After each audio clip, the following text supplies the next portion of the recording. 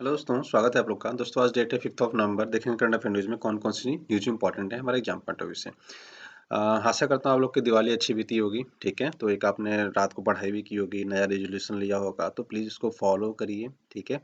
ऐसा नहीं कि नए साल पे ही हम लोग अच्छे से पढ़ाई करेंगे, नए साल पे नया रूल बनाएँगे, नए रा साल पे सेट ऑफ चीज़ें करेंगे, नहीं। अभी से स्टार्ट करिए, अगर नए साल पे अगर उस चीज़ को अचीव कर पाएँगे तो वेल एंड गुड है। देखिए, एक दिन में कोई चीज़ें सही नहीं होती। उसके लिए आपको कम से कम 15 दिन, 20 दिन, 25 दिन लगातार काम करेंगे, तब वो जाके आपके रूटीन में आएगा। ठीक है ना? तो अभी से प्रैक्टिस करिए। नवंबर चल रहा है, दिसंबर चल रहा है, नए साल पे नए तरीके से बनाइएगा। उसमें बहुत ज़्यादा मॉडिफ़िकेशन ना करना पड़े। वरना आप सोचेंगे पहले दिन कि हम ये कर देंगे, वो कर देंगे, ऐसे कर देंगे, तो होता है नहीं। और फिर 5 दिन बाद हमें लगता है अरे नहीं यार, ठीक है अगले साल देखेंगे। ठीक है? तो वो वाले सीन नहीं करने हैं हमें। हमें क्या करना है, अभी से सेट ऑफ रूल्स बनाने हैं, उसको फ़ॉलो करने हैं। आपके अपने पढ़ाई के तरीके बनाने हैं, जैसे भी आप करते हो वो आप वैसे फ़ॉलो करिए। ठीक है? जिन्होंने आप अभी तक डीकेएस साइंस एकेडमी का ऐप डाउनलोड नहीं किया है, उनसे रिक्वेस्ट है कि आप प्लीज़ ऐप डाउनलोड कर लीजिए। ठीक है? आपको मोबाइल नंबर और थोड़ी-सी अपनी डिटेल भरनी होती है। उसके बाद आपको ना स्टोर एक मिलता है। अगर आप इसमें ही जाके अगर परचेज़ करना चाहते हो ना, डायरेक्टली इसी में जाके आप परचेज़ करना चाहोगे तो आपको एक स्टोर मिलेगा। ये स्टोर है यहाँ पे देखो, ये स्टोर है यहाँ पे। हमें डायरेक्टली पेमेंट करके दोगे तो आप बैचेज़ में ऐड हो जाओगे। अगर आपको परचेज़ करना है तो आप कहाँ पे ऐड हो जाओगे? आप स्टोर में ऐड हो जाओगे दोस्तों। ठीक है? चलिए नेक्स्ट स्लाइड पे चलते हैं। हमारा एनसीईआरटी का वीडियो पैक है, मैंने आपको पहले भी बोला था कि अगर आप बिल्कुल नए हैं तो प्लीज़ बेसिक से स्टार्ट करिएगा। सबसे बेसिक चीज़ क्या है आपके लिए? NCERT, right? देखो, अब बुक्स पढ़ोगे तो उसमें 2 चीज़ें हैं। एक तो ये है कि जो नहीं पढ़ना है आप वो भी पढ़ते हो, ठीक है? क्या छोड़ना है आपको ये नहीं पता होता, ठीक है? कौन-कौन सी चीज़ें इंपॉर्टेंट है, किस पे ज़्यादा ध्यान देना है आपको वो नहीं पता होता। आप लोग क्या करते हो, एनसीईआरटी उठाते हो, एनसीईआरटी से नोट्स बनाना चालू कर देते हो, जबकि एनसीईआरटी अपने आप में समराइज़्ड होती है, ठीक है?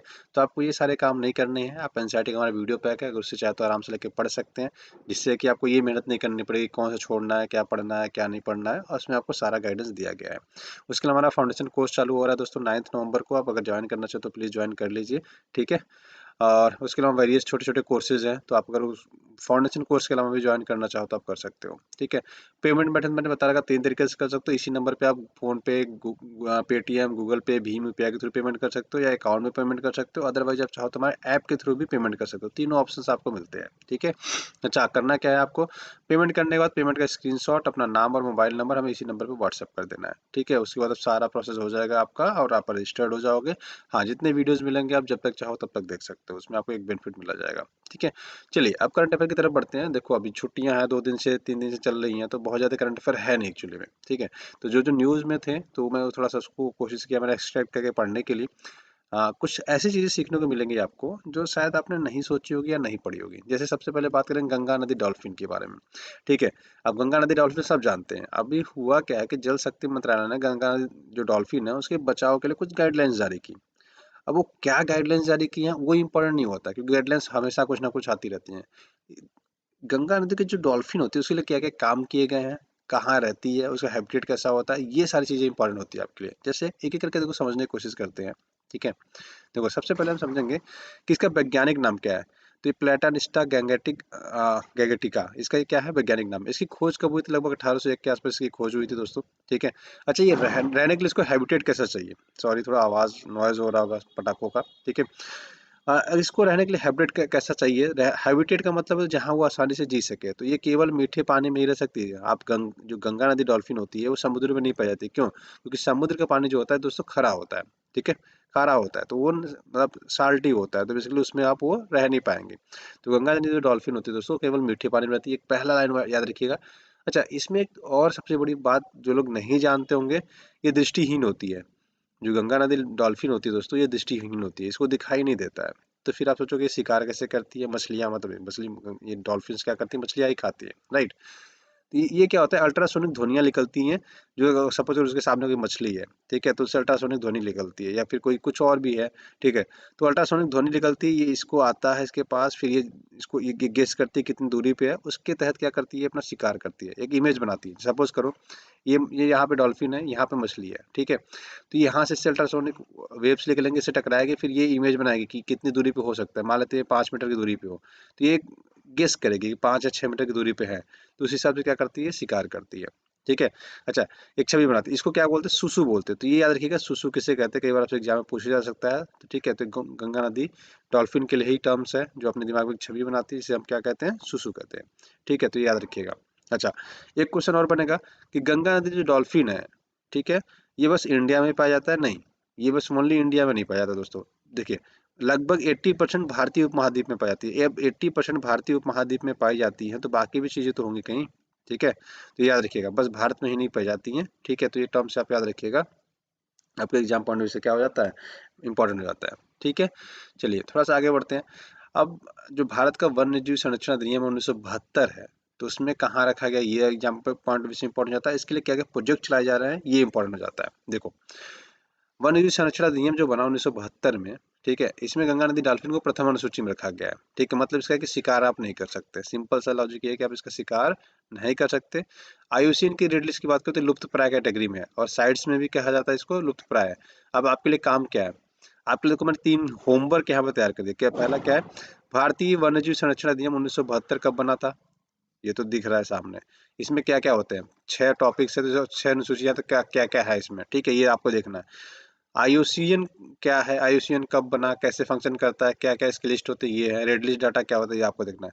साइट्स कब बना और साइट्स का काम क्या होता है, ठीक है, ये आपको देखना है, ठीक है। इतने आपके बेसिकली दोस्तों मेजर मेजर काम है, जो होमवर्क है आपको पढ़ के रखना है, क्योंकि अब ये जैसे आप पूरी तैयारी जब स्टार्ट करते हो ना, तो ये पूरे साल तक आते रहते हैं, पूरे 1 ईयर आपको आएंगे। कौन कौन से, वन्यजीव अधिनियम आएगा, आईयूसीएन आएगा, साइट्स आएगा, एक बार पढ़ लोगे तो आपके लिए हमेशा के लिए काम आ जाएगा, ठीक है।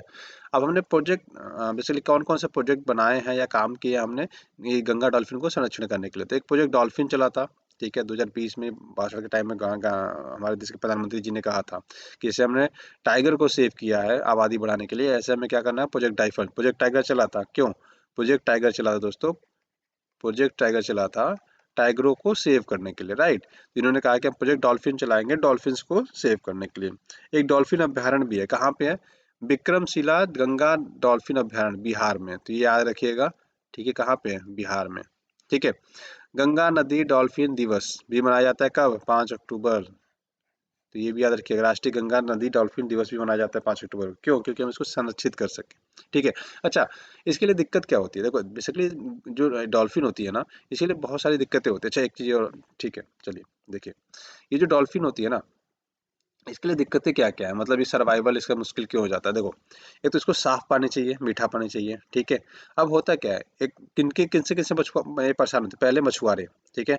अब ये मछलियों में फंसती है ना, तो ये जल्दी डेथ हो जाती है इनकी, मर जाते हैं ये बहुत जल्दी, ठीक है। तो एक तो इनके लिए समस्या ये होती है, दूसरा बांध बन गया तो इनको क्या होना, मूव करना होता है, लेकिन ये मूव कर ही नहीं पाते, जिस हैबिटेट में रहती हैं, जहाँ ये पैदा हुए वही रहना चाहते हैं। जैसे सपोज करो आपने गांव में पैदा हुए, ठीक है, आप गांव से चले गए शहर, लेकिन आपको शहर अच्छा नहीं लगता, फिर आप गांव में जाते हो, आपके माँ बाप, ठीक है, उनसे कह दो गांव से कि शहर में आकर रहो, नहीं रहेंगे, वो घूमने के लिए आ सकते हैं, लेकिन फिर जाके कहाँ रहेंगे, गांव।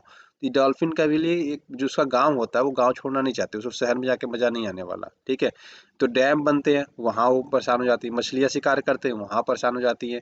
कोई प्रोजेक्ट आ गया इधर उधर से, कुछ कंस्ट्रक्शन चलने लगा, फैक्ट्रियाँ लग गई, उसमें क्या हुआ, वाटर गंदा हो रहा है, तो ये इनके लिए है। सीवेजेस जुड़ गए इससे, तो यहाँ का पानी गंदा हो रहा है, तो इनके लिए ये खतरा हो जाता है। तो मल्टीपल खतरे होते हैं इनके लिए, ठीक है, और बहुत कम मात्रा में है, तो इसलिए हम और ज़्यादा चिंतित हो जाते हैं, ठीक है। बहुत कम मात्रा में है, इसलिए हम लोग और ज़्यादा चिंतित होते हैं, ठीक है। चलिए, चिंतित, ठीक है, सॉरी, हो सकता है मैंने प्रोनाउंसिएशन थोड़ा सा उल्टा हो गया हो।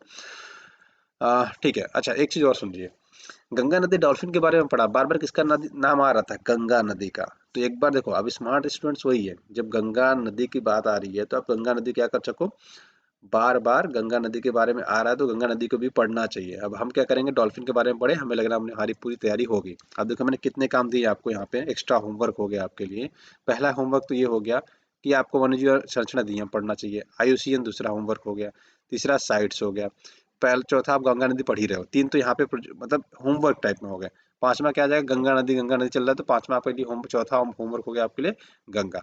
तो देखो, इतने आपको चीजें करनी हो, जो टॉपिक पढ़ा आपने वो टॉपिक तो पढ़ा, टॉपिक के साथ एक्स्ट्रा टॉपिक कौन से पढ़ा, साइट्स, वन्यजीव संरक्षण अधिनियम, आईयूसीएन और गंगा नदी के बारे में। जब ये सारी चीजें करोगे दोस्तों ना, ठीक है, तो आपके लिए और बढ़िया हो जाएगा। अच्छा, जब गंगा नदी करोगे तो उसमें भी बहुत सारी चीजें मिलेंगी, तो आप कैसे इंटरकनेक्ट करते चले जाओगे, देखो मैं समझाता हूँ आगे चल के अभी आपको, ठीक है, कैसे एक कड़ी दूसरे कड़ी से जुड़ी होती है, ठीक। गंगा नदी की बात करें तो भारत, नेपाल और बांग्लादेश से होकर गुजरती है, 3 देशों से, ठीक है, ठीक है। उसके अलावा इसके बाएं साइड की नदियां देखें, अच्छा नेपाल का नाम आप सोच रहे हो क्यों आ गया, तो इसे ट्रिब्यूटरीज की वजह से आ जाता है। तो इसके बाएं साइड की नदियां हैं महाकाली, कर्नाली, कोसी, गंडक, घाघरा, और बाएं में यमुना, सोन, महानंदा। ठीक है, ये क्या है, नदियां है। किन किन शहर के किनारे बसा है, तो ये शहर अभी आगे हम चल के देख लेंगे। स्रोत कहाँ है, गंगोत्री हिमनद से। तो गंगा नदी कहाँ से निकलती है, गंगोत्री हिमनद, ये कहाँ पे है, राजस्थान, सॉरी उत्तराखंड में है। ठीक है, तो ये इतना याद रखिएगा। और गंगा नदी गिरती कहाँ है, तो बंगाल की खाड़ी सुंदरबन के पास गिरती है। तो ये थोड़ा सा टॉपिक्स याद रखेंगे जो आपके एग्जाम पॉइंट से रिलेवेंट हो जाता है। ठीक है, अब गंगा नदी को देखो दोस्तों, अलकनंदा और भागीरथी से ये दो नदियां निकलती हैं। ठीक है, एक जगह मिलती हैं जहां हम उसको बोलते हैं देवप्रयाग, वहां से इसको हम गंगा नाम देते हैं।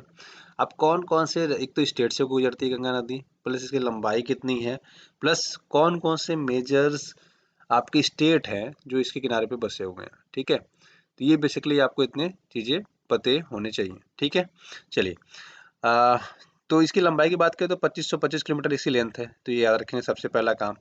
कौन कौन से राज्यों से गुजरती है, तो उत्तर प्रदेश, पश्चिम बंगाल, उत्तराखंड, बिहार और झारखंड। टोटल 5 राज्यों से होकर गुजरती है। ठीक, तो ये पॉइंट हो गया आपके लिए एक्स्ट्रा।